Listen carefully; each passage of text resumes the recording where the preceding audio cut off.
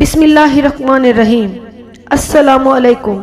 پیارے دوستو، امام مہدی علیہ السلام کے ظہور کا زمانہ قریب آ چکا ہے اور یہ بات ہم گزشتہ کئی دہائی سے سنتے آئے ہیں، مگر کچھ دنوں سے ایسا کچھ ہو رہا ہے کہ جس کی بنا پر ہم یہ پیش گوئی کر سکتے ہیں کہ امام مہدی علیہ السلام کے ظہور کا زمانہ نزدیک آ گیا ہے۔ بلکہ یہ کہنا کچھ غلط نہیں ہوگا کہ دجال کے نکلنے کا اور امام مہدی علیہ السلام کے ظہور کا وقت ایک ساتھ نزدیک آئے گا۔ پیارے دوستو، ہمارے نبی کریم صلی اللہ علیہ وآلہ وسلم کا فرمان ہے کہ جب دجال کا خروج ہوگا تو اس بات کا انتظار کرنا جب خراسان سے کالے جھنڈے نکلیں اور وہ مشرق کی جانب جائیں تو انتظار کرنا کہ میری اولاد میں سے ایک شخص جس کا نام محمد میرے نام پر ہوگا اور اللہ رب العزت لوگوں کے درمیان اسے ممتاز کر دے گا اور خراسان کے لشکروں کی قیادت کرے گا اور دجال سے جنگ کرے گا۔ دجال سے پہلی جنگ کے وقت حضرت عیسیٰ علیہ السلام آسمان سے دوبارہ نازل ہوں گے۔ تو پیارے دوستو، اس حدیث میں اس بات کو بیان کیا گیا ہے کہ یہ حدیث امام مہدی علیہ السلام کے بارے میں ہے، جن کا اصل نام محمد ہوگا اور ان کے باپ کا نام بھی عبداللہ اور ماں کا نام آمنہ ہوگا، اور وہ بھی اس وقت 40 برس کے ہوں گے اور کعبہ کے طواف میں مصروف ہوں گے، جب علماء کرام کی ایک جماعت جن کے اوپر اللہ تعالیٰ نے اپنا خاص کرم کیا ہوگا وہ انہیں پہچان لیں گے اور ان کے ہاتھ پر بیعت کریں گے، اور یوں حضرت امام مہدی علیہ السلام کا ظہور ہوگا۔ اور اس سے چند دن قبل خراساں سے کالے جھنڈے نکلیں گے جو دجال کا مقابلہ کرنے کے لیے ہوں گے۔ معزز سامعین، اس حدیث میں دو باتوں کا پتہ چلتا ہے کہ امام مہدی کا ظہور دجال کے ظاہر ہونے سے کچھ عرصے بعد ہوگا، یعنی دجال کے ظاہر ہونے سے کچھ عرصے بعد، جب دجال پوری دنیا پر اپنا قبضہ جما چکا ہوگا سوائے مدینہ اور مکہ کے، اور وہ اپنی فوجیں لے کر شام کے دارالحکومت دمشق میں پڑاؤ کرے گا۔ اس وقت امام مہدی علیہ السلام ان خراسانی لشکروں کو جن کے جھنڈوں کا رنگ کالا ہوگا ان کی قیادت کریں گے، اور جنگ کی صبح فجر کے وقت حضرت عیسیٰ علیہ السلام دمشق کے جامع مسجد کے مینار پر آسمان سے فرشتوں کے کندھوں پر ٹیک لگائے ہوئے نازل ہوں گے۔ دوستو، ایسا کون سا معاملہ ہوا ہے کہ جس سے یہ ہم کہنے پر مجبور ہیں کہ خراسان سے کالے جھنڈے نکلنے کا وقت اب نزدیک آ گیا ہے؟ دوستو، ہم ایسا حتمی فیصلہ نہیں کر سکتے کہ امام مہدی کب، کہاں اور کس وقت آئیں گے، کیونکہ یہ صرف اللہ تبارک و تعالیٰ کا راز ہے اور وہی بہتر جانتا ہے۔ پیارے دوستو، ہم صرف حالات کو دیکھ کر اور آپ صلی اللہ علیہ وآلہ وسلم کی حدیث مبارکہ کے مطابق پیش گوئی کر سکتے ہیں۔ سب سے پہلے ہم یہ جانتے ہیں کہ خراسان کس علاقے کا نام ہے۔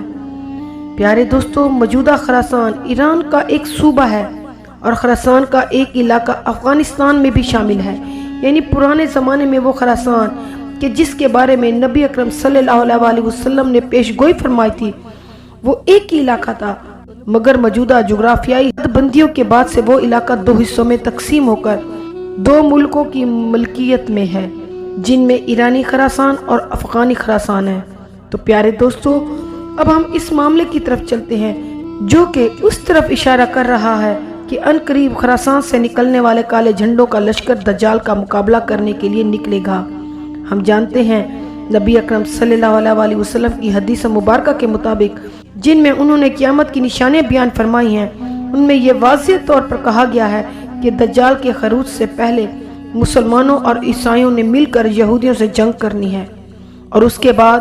مسلمان اور عیسائی آپس میں جنگ کریں گے، اور اس دوران دجال کا خروج ہوگا۔ تو دوستو، وہ آخری جنگ کون سی ہے جو اس معاملے کو اس جنگ تک لے جائے گی جس میں یہودی ایک طرف اور مسلمان ایک طرف اور عیسائی دوسری طرف ہوں گے؟ تو دوستو، جیسا کہ ہم جانتے ہیں، کچھ دن قبل فلسطین کی جانب سے اسرائیل پر حملہ ہوا اور اسرائیل اپنی پوری طاقت غزہ پر بمباری کر رہا ہے۔ اس میں اس کا ساتھ دنیا کی کئی حکومتیں دے رہی ہیں۔ تو دوستو، ابھی کچھ دن پہلے ایسی خبر سامنے آئی کہ جس نے اس چیز کے امکانات روشن کر دیے کہ شاید اب عیسائی اور مسلمانوں کے شانہ بشانہ یہودیوں کے ساتھ لڑیں گے، اور وہ خبر عیسائیوں کے اس سب سے قدیم چرچ کی ہے جو فلسطین کے علاقے میں شامل ہے، اور اس کی تاریخ 425 عیسوی تک جاتی ہے۔ इस खबर के मुताबिक इसराइलियों का वो चर्च बमबारी के नतीजे में बर्बाद हो जाएगा, और यही वो चर्च है कि जिसमें हज़रत ईसा अलैहिस्सलाम का वो कपड़े जिसमें उन्हें लिपटा गया था जब वो पैदा हुए थे वो,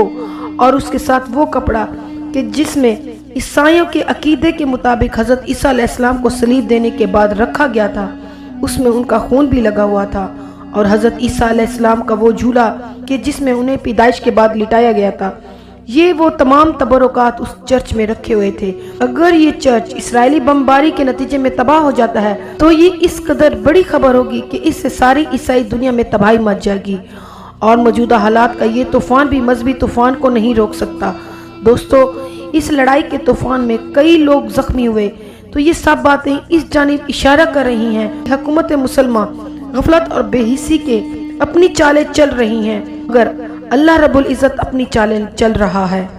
और अनकरीब काफरों को मुंह की खानी पड़ेगी। प्यारे दोस्तों, हम ये जानते हैं कि इस वक्त इस्लामी दुनिया में ईरान ही वो वाहिद मुल्क खड़ा है जो फ़लस्तीन के साथ खड़ा है,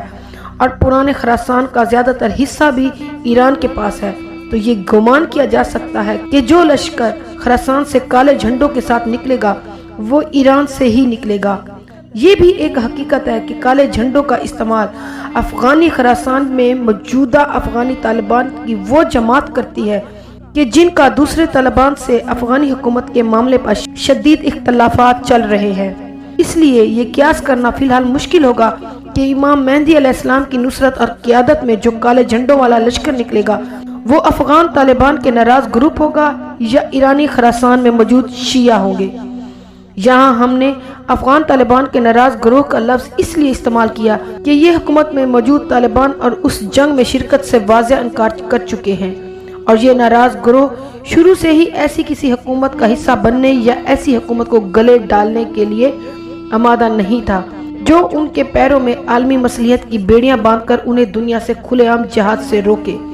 इसलिए ये फैसला करना मुश्किल होगा कि ये लश्कर किस ग्रुप पर मुश्तमिल होगा। अलबत्ता ये एक हकीकत है कि ये लश्कर खुरासान से ही निकलेगा, इस पर भी उलमा कराम का इत्तफाक है। मौजूदा हालात को देखते हुए दुनिया के ये हालात इस जानिब इशारा कर रहे हैं कि अब दज्जाल के खुरूज का वक्त भी नज़दीक आता जा रहा है। तो प्यारे दोस्तों, अल्लाह ताला से दुआ है कि अल्लाह पाक हमें इस दज्जाल के फितने से कि जिसमें मुसलमानों की अक्सरियत गिरफ्तार होगी इससे महफूज रखे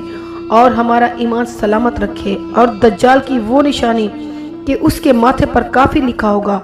और अल्लाह पाक हमें वो देखने की तौफीक अता फरमाए, क्योंकि हदीस पाक के मुताबिक ये निशानी सिर्फ वही साहिब ईमान लोग देख सकेंगे कि जिनके दिलों में मुनाफिकत नहीं होगी,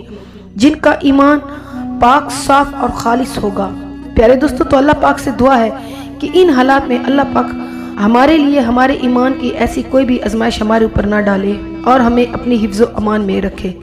उम्मीद है आपको मेरी वीडियो बहुत पसंद आएगी। मेरी वीडियो को लाइक, सब्सक्राइब और शेयर करें। जज़ाकल्लाह।